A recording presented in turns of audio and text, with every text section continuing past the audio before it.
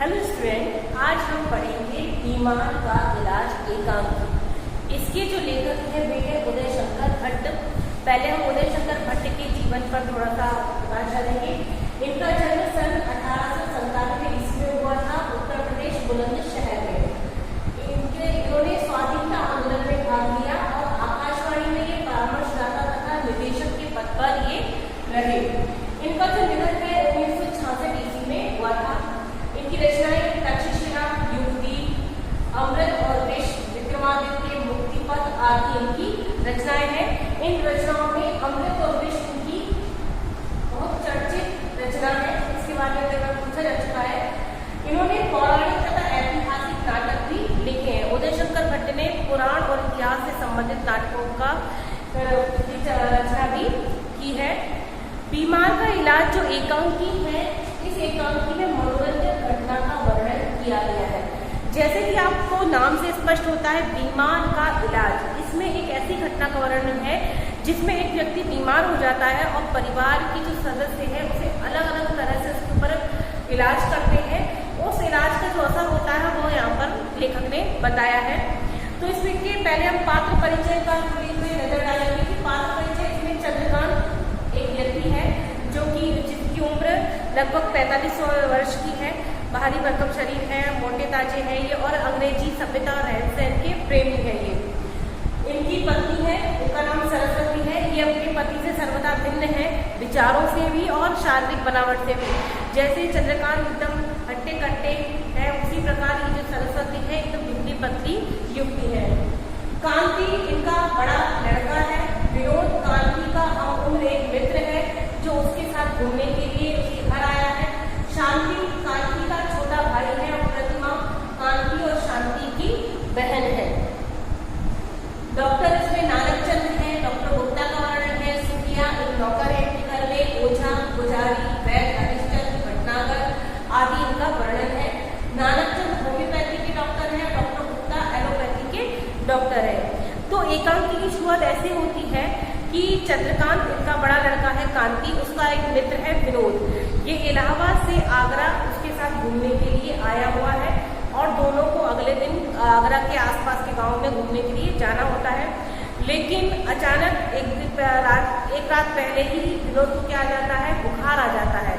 इस कारण जब वो कांति उसे उठाने के लिए जाता है, वो कहता है अरे यार तुम अब तक सो रहे हो, उठे नहीं, हमें तो सुबह ही सुबह 8 बजे के लिए गांव के लिए निकल जाना था, शहर के लिए निकल जाना था, हमें आगरा से उन लोगों ने बुलाया है। लेकिन जब उसको देखता है कि उसको बुखार आया तो कहता है इस हालत में मैं जा नहीं पाऊंगा, तो तुम ही चले आओ। तो कहता है हाँ ठीक है, घोड़े की सवारी करना, घोड़े पर बैठ कर जाना, वहां तक दिक्कत देगा, इसलिए तुम आराम करो, मैं शाम को आते आते डॉक्टर नानकचंद को लेकर आऊंगा और तुम्हें दिखा दूंगा। जब वो चला जाता है और उसके पिताजी को मालूम पड़ता है कि उसका जो दोस्त है वो विनोद बीमार है, उसे बुखार आ गया है, तो कहता है कि अरे ये कैसे बीमार हो गया, तो अचानक कैसे बुखार आ गया। तो कहता है कि मेरा जो विश्वास है वो हमेशा से एलोपैथी में रहा है, तो मैं डॉक्टर गुप्ता को बुला कर लेकर आता हूँ। डॉक्टर गुप्ता आपका इलाज करेंगे तो आप कैसे जाओगे, सही हो जाओगे। तो फिर यहाँ पर वो कहता है, विनोद बोलता है कोई बात नहीं, मुझे हल्का सा बुखार है, शाम तक उतर जाएगा, ठीक हो जाएगा। तो वो कहते हैं नहीं नहीं, तुम हमारे यहाँ आए हो तो ऐसा नहीं होगा, हम तुम्हारा इलाज करवाएंगे। डॉक्टर गुप्ता को बुला कर लेके आते हैं।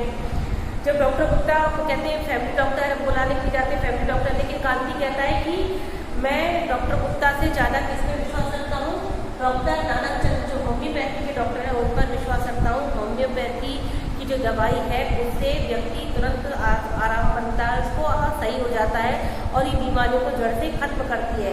तो इसमें उन दोनों के बीच में चर्चा होने लगती है पिता पुत्र में। वो कहते हैं कि अरे कड़वी भेषज बिन, कौन बोलता है, चंद्रकांत बोलते हैं कड़वी भेषज बिन पिए मिटे न तन को ताप, यानी कड़वी दवाई बिना पिए कभी भी शरीर का बुखार उतरता नहीं है। चंद्रकांत कांति को समझाते हैं, लेकिन कांति कहता है कि नहीं नहीं, मुझे तो डॉक्टर नानकचंद पे बहुत ज़्यादा विश्वास है। तो कहते हैं कि भटनागर, डॉक्टर भटनागर एक डॉक्टर थे जिन्होंने प्रतिमा का इलाज किया। तो कहते हैं कि डॉक्टर भटनागर पर मेरा विश्वास कभी नहीं रहा, उन्होंने प्रतिमा का केस बिगाड़ दिया था, यानी कि उनकी दवाई से या उनके इलाज से यूँ कहो प्रतिमा की तबीयत और ज़्यादा खराब हो गई थी। तो चंद्रकांत उससे कहते हैं कि प्रतिमा की तबीयत उसके इलाज से खराब हुई थी, लेकिन डॉक्टर गुप्ता ने आते ही उसकी जो तबीयत सही कर दी थी। तो इस तरह से दोनों बात होती है, लेकिन उसके बाद कांति गाँव के लिए निकल जाता है और जो चंद्रकांत है वो जाते हैं, डॉक्टर गुप्ता को बुला कर लेके आते हैं। इतने जब उनको बुलाने की जाती है, इतने में ही उनकी जो पत्नी है सरस्वती वो वहाँ पर आती हैं। वो जो जब विनोद को छू कर देखती है, कहती है अरे बाप रे, इसको तो बहुत ज़्यादा बुखार है और इसका जो मुंह है बिल्कुल लाल हो चुका है बुखार के कारण। तो वो अपनी जो छोटा बेटा है शांति, उसको आवाज़ देती है, कहती है जाओ और जा करके जो वैद्य हरिश्चंद्र है उन्हें तुम बुला लाओ। तब तक वो अपनी लड़की से कहती है प्रतिमा से कि जाओ पंडित जी जो पूजा कर रहे हैं मंदिर में उनको बुला कर ले आ, कि वो मंत्र वाला जो जल है, मंत्राभिषिक्त जो जल है उससे मार्जन कर देंगे तो उसका बुखार उतर जाएगा। यानी जो सरस्वती है वो कैसी महिला है, वो एकदम देशी भारतीय महिला है जो घरेलू नुस्खों पर, घरेलू उपचार पर ज़्यादा विश्वास रखती है।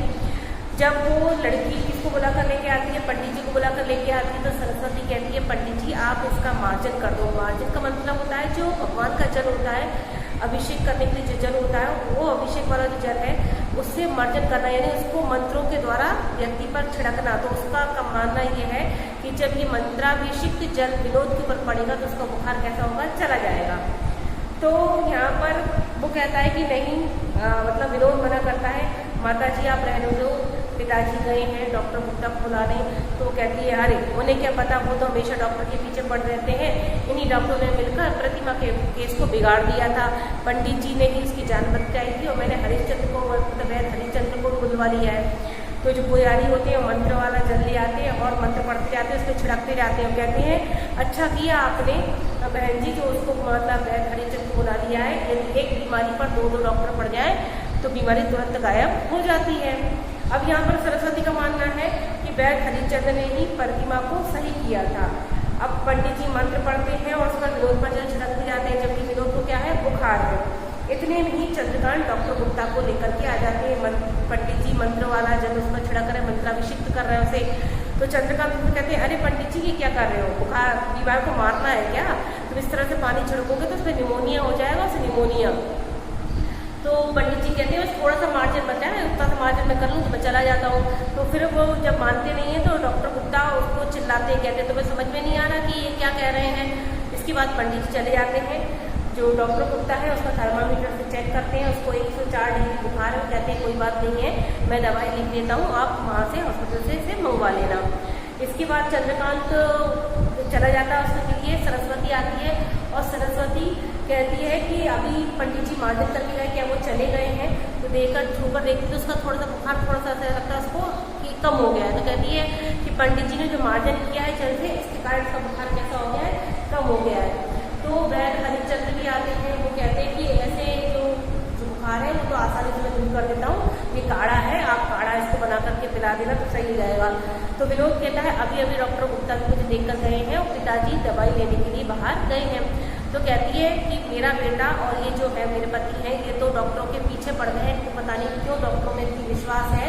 इन लोगों ने तो मिलकर के, यानी डॉक्टर गुप्ता ने और डॉक्टर भटनागर ने मिलकर तो मेरी प्रतिमा का केस तो इतना बिगाड़ दिया था कि उसकी मृत्यु ही हो जाती है। वो कहती है तुम अभी रुको, मैं काढ़ा बना कर लेके आती हूँ, इस काढ़े को जब तुम पियोगे तो तुम सही हो जाओगे। तो वो चली जाती है और काढ़ा बनाने के लिए। इतने में चंद्रकांत आते हैं और चंद्रकांत आकर के उसको क्या करते हैं, दवाई देते हैं। तब वो विनोद कहता है अभी अभी मुझे वैद्य हरिश्चंद्र देख के गए हैं, माता जी मुझे काढ़ा देने वाली हैं। तो कहते हैं कि वो तो पागल औरत है, तुम उसकी बात मत सुनो, तुम उनकी दवाई खा लो। बिना दवाई खाए कभी किसी की बीमारी सही हुई है क्या, उसको दवाई खिला देते हैं। वो दवाई खा के निपटता ही है। इतने में सरस्वती आ जाती है और सरस्वती इसको काढ़ा पिलाती है। तो चंद्रकांत उसे समझाता है, कहता है कि अभी अभी मतलब मैंने उसको दवाई दी है, उसने दवाई दी है। तो कहती है तो क्या हुआ, काढ़ा पीने से कोई बिगड़ तो नहीं जाएगा, ये काढ़े में तो बहुत औषधियाँ मिली हुई हैं, बहुत बड़ी बड़ी जड़ी बूटियाँ मिली हैं और उनसे देखना पीते ही इसका जो बुखार है तुरंत छूमंतर हो जाएगा। और वो उसे जबरदस्ती काढ़ा पिला देती है। फिर थोड़ी सी इन दोनों में तकरार होने लगती है, बहस होने लगती है। इतने में जिनका नौकर है सुखिया, वो जाता और कहता है कि इन सब चीज़ों को छोड़ो बहन जी, मैं ओझा से फुकवा कर जल लेकर आया हूँ और इस जल के प्रभाव से देखना कि विनोद बाबू का जो बुखार है वो तुरंत ठीक हो जाएगा। तो कहते हैं अभी अभी मैंने काढ़ा भी पिया है और अभी अभी मैंने क्या किया है, दवाई भी खाई है। तो कहते हैं मंत्र का ये ओझा के फूका हुआ जो जल है इसको पीने से तुम्हारा बुखार तुरंत ठीक हो जाएगा। और जो ओझा है वो वैद्यगिरी भी जानता है, थोड़ी सी डॉक्टरी भी जानता है, तुम इसको पी लो। इतने में उन दोनों में बहस होने लगती है, चंद्रकांत और सरस्वती में। वो दोनों लड़ने झगड़ने लगते हैं, कहते हैं कि तुम तो मेरी कभी सुनते ही नहीं हो। जब मैंने पंडित जी को बुलाया था और वैक्सी से काढ़ा बनवाया था तो तुम डॉक्टर को क्यों लेके आए, डॉक्टर को यहाँ लाने की जरूरत नहीं थी। तो वो उससे कहते हैं कि तुम कभी समझोगी नहीं कि डॉक्टर ही इलाज कर सकते हैं, कि झाड़ फूक के द्वारा कभी किसी ने इलाज किया है क्या। यदि झाड़ फूक से लोगों के इलाज हुए होते तो डॉक्टर जो पागल है, जो डिग्रियों के लिए इतनी पढ़ाई करते, उन दोनों में इस तरह से बहस होने लगती है और विनोद उनकी बहस को देखकर परेशान हो जाता है। फिर थोड़ी देर बाद मतलब बाद में कांति आता है लौट करके, और कांति अपने साथ डॉक्टर नानक चंद को लेकर आता है, जो होम्योपैथिक की डॉक्टर है, जिसमें कांति को क्या है विश्वास है। तो वो कहता है कि पिताजी मैं सोच रहा था डॉक्टर नानक चंद को भी दिखा दूँ, मेरा होम्योपैथिक में जहाँ बहुत ज़्यादा विश्वास है। अब इन सब चीज़ों से, जहाँ मंत्र के अभिषिक्त जल से, काढ़े से और इधर डॉक्टर गुप्ता की दवाइयों से विनोद पी कर उनको खाकर इतना परेशान हो चुका है कि वो त्रस्त हो जाता है इन सब चीज़ों से। जब डॉक्टर नानक चंद को लेकर आता है कांति तो वो उनका खड़ा हो जाता है और कहता है मैं बाहर घूमने जा रहा हूँ। तो कहता है अरे तुम तो ठीक नहीं हो, तुम्हारी तबीयत ठीक नहीं है, तो तुम बाहर घूमने कैसे जा रहे हो। तो कहता है कि मेरा जो बुखार है वो घूमने से ठीक हो जाता है। ये लाइन कौन बोलता है, ये लाइन विनोद बोलता है, क्योंकि परिवार के अलग अलग सदस्यों के द्वारा किए गए इलाज से वो इस तरह से परेशान हो जाता है कि वो कहने लगता है कि मेरा बुखार किससे ठीक हो जाता है, घूमने से ही ठीक हो जाता है। तो जो डॉक्टर नानक चंद है वो कहते हैं कि इसको तो मुझे ऐसा लगता है नींद में घूमने की बीमारी है। और फिर वो कहता है कि जब कांति बोलता है तुम कैसे जा पाओगे, तो कहता है कि अभी अभी चंद्रकांत कहता है कि अभी अभी डॉक्टर गुप्ता देख कर गए हैं। फिर सरस्वती बोलती है मैंने मंत्राभिषिक्त जल से उसका मार्जन भी करा दिया था और मैं हरिश्चंद्र को बुला करके उसको काढ़ा भी दे दिया था। सुखिया बोलता है इन सबको छोड़ो, मैं तो उससे ओझा से फूकवा कर जल लाया था, वो जल मैंने उसको दिया। तो जो डॉक्टर नानक चंद है वो कहता है कि मुझे तो इस घर में सभी के सभी कैसे लगते हैं, बीमार नजर आते हैं।